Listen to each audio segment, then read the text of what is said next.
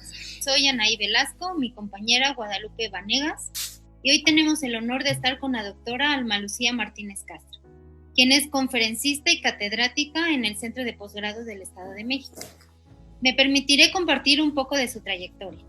Ella es profesora normalista, cuenta con una licenciatura en Ciencias de la Comunicación, tiene 2 maestrías, una en Tecnología Educativa y otra en Enseñanza Superior, un doctorado en Ciencias de la Educación y 2 postdoctorados, uno en la Sociedad del Conocimiento y otro en la Sociedad de la Información y la Comunicación.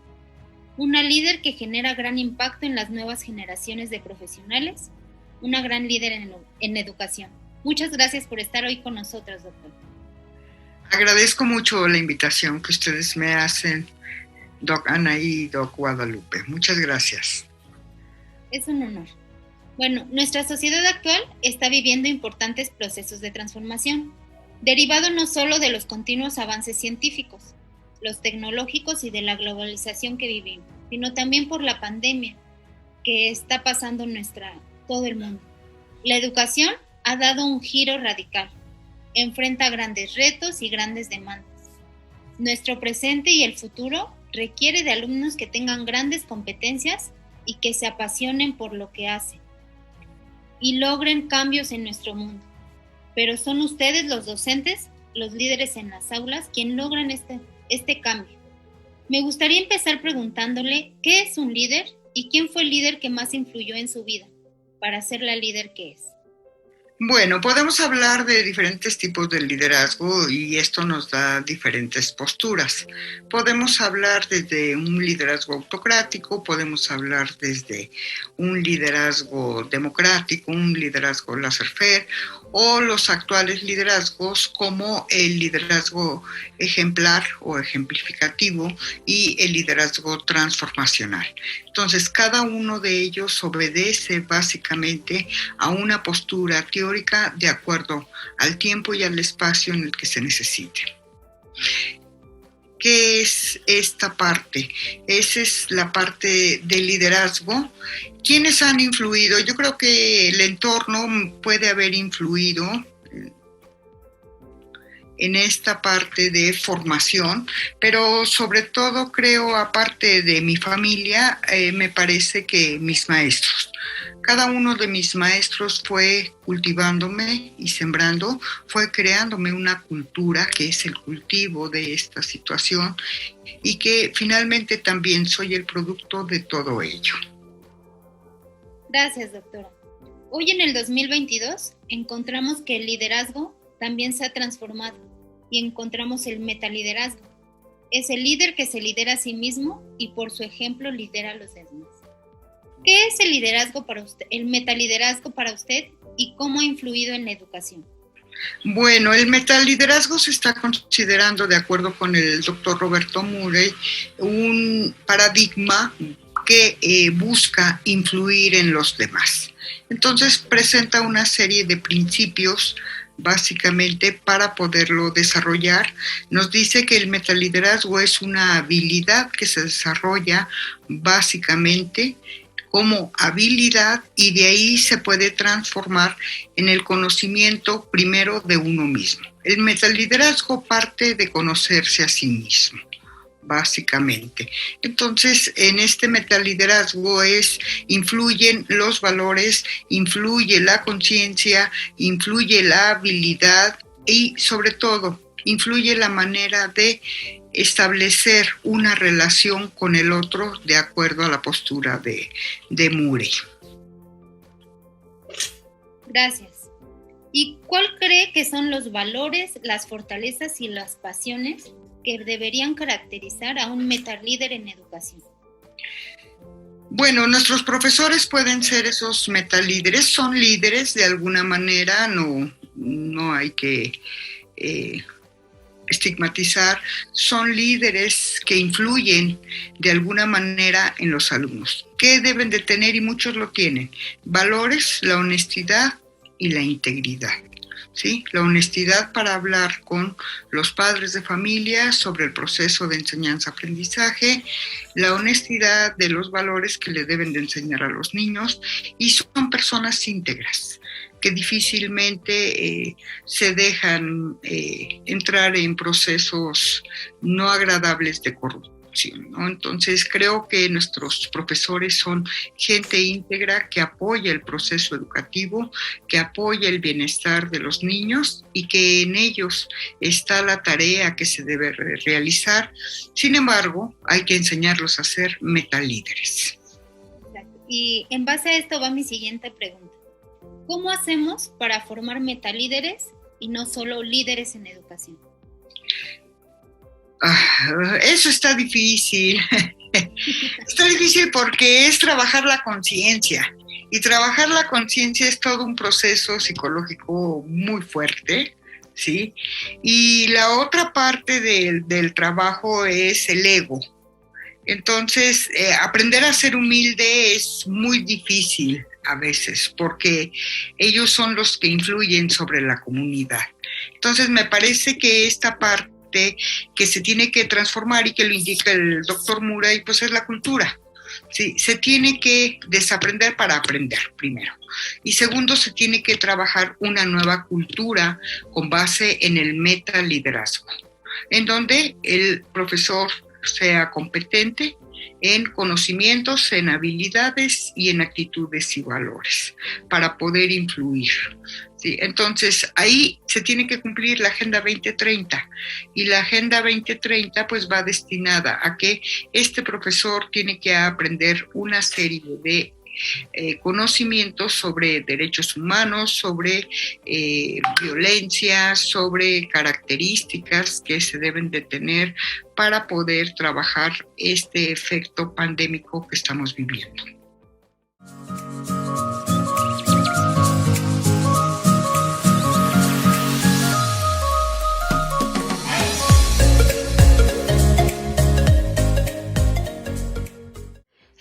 Actualmente estamos viviendo una situación difícil por la pandemia que ha creado un gran impacto en la materia de salud. Doctora, queremos preguntarle cómo ha puesto en práctica el metaliderazgo en situaciones adversas. Bueno, yo sigo trabajando mi conciencia y sigo trabajando mi ego, entonces todavía es muy difícil hablar de mi metaliderazgo, ¿no? ¿Qué es lo que tenemos que hacer básicamente? Pues exactamente esta parte de la pasión que se debe de notar del docente hacia la influencia de los alumnos. ¿Qué se tiene que trabajar en la educación básica? Se tiene que trabajar con los niños huérfanos de COVID, se tiene que trabajar la violencia doméstica, la violencia sexual a la que se han sido sometidos niños y niñas por parte de sus propios familiares la mayoría de las veces. Y se tiene que trabajar en esta parte que hemos dejado junto con la socialización, que no fueron a las aulas.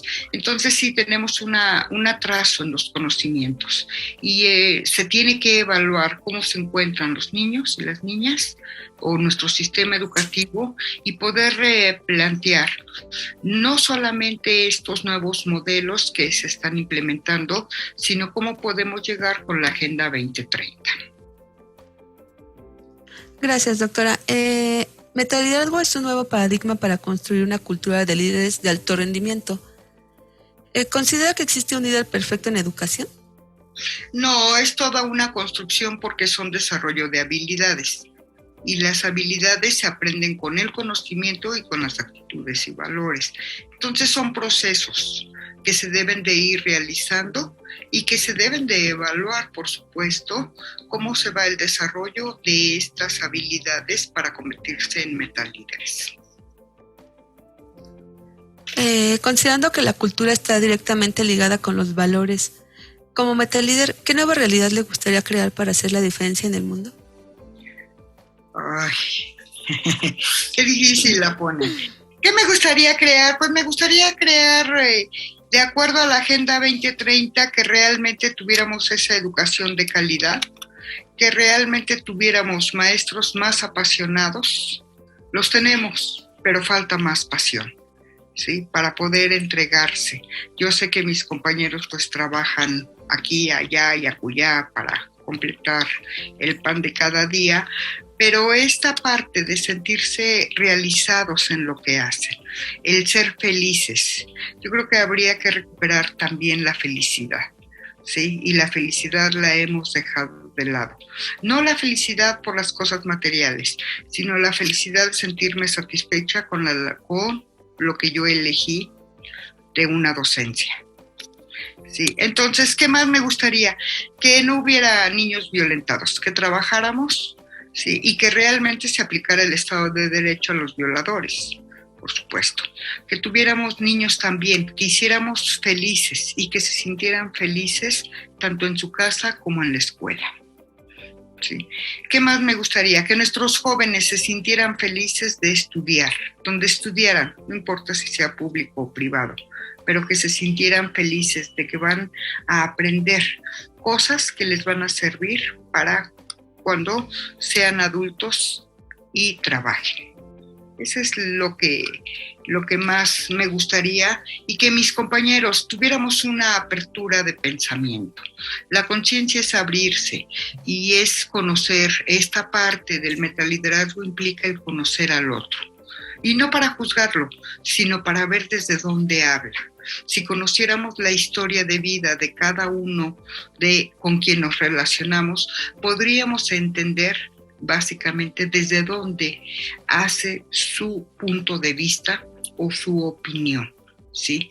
Porque es muy fácil siempre juzgar al otro y establecer como ustedes le dicen en el metaliderazgo, de corazón a corazón, pues implica eso, implica una apertura de pensamiento y el no juzgar, sino entender con la conciencia desde dónde habla el otro. Entonces creo que eso nos podría abrir el panorama y abrirnos totalmente a las diversas expresiones y voces que existen alrededor de nosotros. Muchas gracias, doctora. Una última pregunta. ¿Qué considera usted desde su punto de vista que le hace falta al liderazgo en la educación en México? ¿Qué le hace falta? Pues esa parte de desaprender para aprender. Después, pues irnos al psicólogo, ¿no? Porque de repente sí estamos medios intensos o intensas, ¿no? Aprender a trabajar el ego, ¿no? Que eso es muy difícil porque me creo profesor y creo que ya lo sé todo, ¿no? Me creo saberlo todo. Entonces, esa apertura, nuevamente, creo que es desaprender para aprender dentro de una nueva cultura de metaliderazgo. Muy bien. Entonces, como conclusión podemos decir que los metalíderes están transformando a la sociedad. Se han alejado de ser líderes y ahora influyen a través del corazón, haciendo que nos apasionemos. La cultura es la base fundamental en el desarrollo de una persona o de una organización. Debemos ser personas con valores, con sentido de pertenencia, y que esto se refleje en nuestros actos diarios y que deben ir paralelos a trascender en una organización o en nuestra vida diaria. Doctora Alma, queremos agradecerle su paciencia y su tiempo, pues es usted un ejemplo de líder a seguir para las nuevas generaciones, y sus aportaciones nos dan una visión más amplia de lo que estamos hablando respecto al tema del liderazgo. Le agradecemos. Yo les agradezco. Una excelente noche. Muchas gracias. Gracias, doctora. Hasta luego. Nos vemos.